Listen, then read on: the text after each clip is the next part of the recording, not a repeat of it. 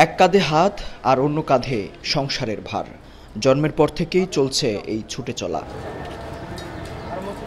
গাজীপুরের কালিয়াকৈর উপজেলার মৌচাক এলাকার বাসিন্দা এরা। দীর্ঘদিন ধরে দৃষ্টি প্রতিবন্ধীদের বসবাসের কারণেই এই এলাকার নাম হয়েছে অন্ধের টেক। ছোট বড় মিলিয়ে ৪৫টি পরিবার রয়েছে এখানে, যাদের বেশিরভাগই দৃষ্টি প্রতিবন্ধী। শুধু বিধাতার পরীক্ষায় নয়, এই পৃথিবীর প্রতিটি পদে পদেই বাধার সম্মুখীন হচ্ছেন এই মানুষগুলো। দেশের সব জায়গার মতো আশপাশের ঘরবাড়িতে বিদ্যুতের ব্যবস্থা হলেও এই অন্ধের টেক এলাকাটি এখনও পড়ে আছে অবহেলায়। এ যেন বাতির নিচেই অন্ধকার। কালিয়াকৈরের সব জায়গায় বিদ্যুতের ব্যবস্থা হলেও এখনও অন্ধকারেই অন্ধের টেক। তাই প্রায় ২০ বছর অন্ধকারে কাটানো এই মানুষগুলোর হতাশার শেষ নেই। ২৪-২৫ বছর যাবৎ আমরা এখানে এক কথায় বিভিন্ন কষ্টের মাঝে আমরা জীবনযাপন করতেছি। তার ভিতরে সবচেয়ে বড় কষ্ট হচ্ছে আমাদের বিদ্যুৎ। আমরা তো এই দুনিয়ার আলো বাতাস কিছুই দেখতে পাই না, কিন্তু আমাদের ছেলেমেয়েরা যদিও দুনিয়ার আলো বাতাস দেখেন, রাত্রে ছেলেমেয়েরা পড়াশোনা করতে পারে না। তারপরে এই প্রচণ্ড গরমের ভিতরে তারা অনেক সময় ঘুমাইতেও পারে না।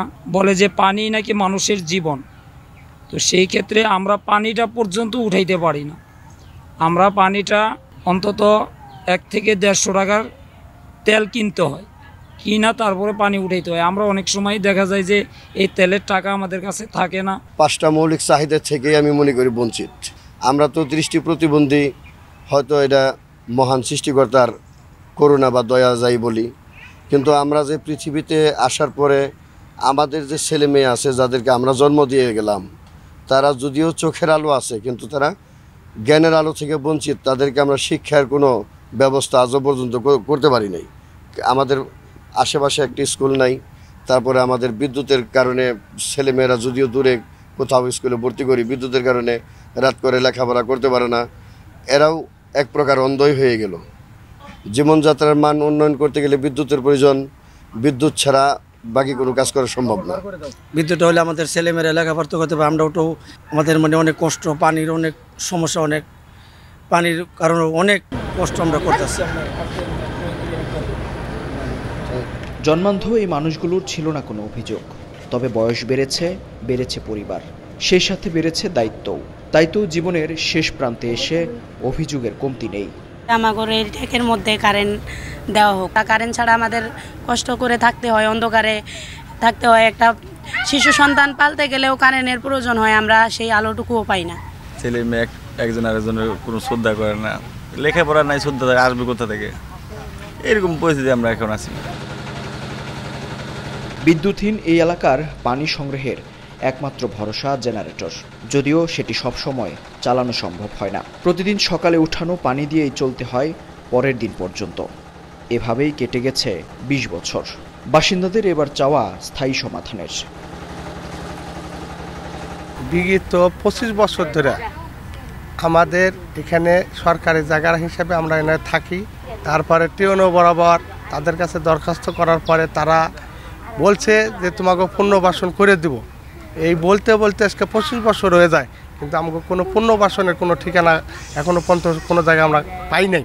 আমাদের এই পুনর্বাসনটা যে করে দেয় আর আমাকে বিদ্যুৎটা তাড়াতাড়ি দিয়ে দেয়। সরকারকে জানান যদি আমাদের কোনো স্থায়ী পুনর্বাসন হয় আর কি। দফায় দফায় বিভিন্ন দপ্তরে যোগাযোগ করেও কোনো সমাধান তো দূরের কথা, আশ্বাসও মেলেনি। এর মধ্যে মরার উপর খাড়ার ঘা, আশ্রয় নেয়া ভিটেটুকু দখলে নিতে চায় বন বিভাগ। আর তাই দীর্ঘদিনের এই সমস্যা নিরসনে অসহায় এই ব্যক্তিদের জিজ্ঞাসা, কবে নজর পড়বে প্রশাসনের? বিদ্যুতের ঝামেলাটা হচ্ছে মূলত জমির মালিকানার সমস্যা থাকার কারণে। আসলে আপনি মিটার নামাতে গেলে জমির মালিকানার ইন ফেভার অফ ওনারশিপ আপনাকে ডকুমেন্ট সাবমিট করতে হবে, কিন্তু তারা এটা না করতে পারে না, মিটারটা দিতে পারে না, যেহেতু জমিটা অন্য জনের নামে, এটা সরকারি সংস্থার জমি। আর এই জন্য বিদ্যুতের মিটারটা দিতে পারেনি। আমরা ডিজিএমওদের সাথে কথা বলেছিলাম, তারা আন্তরিক, কিন্তু মালিকানা ইস্যুর কারণে দিতে পারছে না। আর পুনর্বাসনের যে বিষয়টি বললেন, সেটা হচ্ছে যেহেতু তারা আমাদের সমাজের অংশ আর হচ্ছে একটা বিশেষ শ্রেণী গ্রুপ, সরকারের একটা নির্দিষ্ট পলিসি থাকে যে সরকারি জমিগুলোতে এই ধরনের যারা বিশেষ সুবিধা পাওয়ার যোগ্য এই ধরনের ব্যক্তিদের পুনর্বাসন করা যায় কিনা। তো তারা যদি আমাদের কাছে এইভাবে অফিসিয়ালি আবেদন দেয়, ডিসি অফিসের মাধ্যমে আমরা মন্ত্রণালয়ে কথা বলতে পারি যে তাদেরকে বাসস্থানের একটা ব্যবস্থা করা যায় কিনা। গাজীপুরের কালিয়াকৈর উপজেলার মৌচাক এলাকায় একটি পরিত্যক্ত জমিতে ৪৫টি পরিবার ২০০১ সাল থেকে বসবাস করে আসছে। ২০০৩ সালের মার্চ মাসে অন্ধ কল্যাণ সমিতি উপজেলা নির্বাহী কর্মকর্তার কাছে বসবাসরত ৪ একর ৫৬% জমি দৃষ্টি প্রতিবন্ধীদের বন্দোবস্ত দেওয়ার জন্য আবেদন করে। তখন আরেকটি পক্ষ ওই জমি জবরদখল করতে চাইলে সেখানকার বাসিন্দারা আদালতের দ্বারস্থ হন। আদালত দৃষ্টি প্রতিবন্ধীদের পক্ষে একটি স্থিতিশীল আদেশ দেন।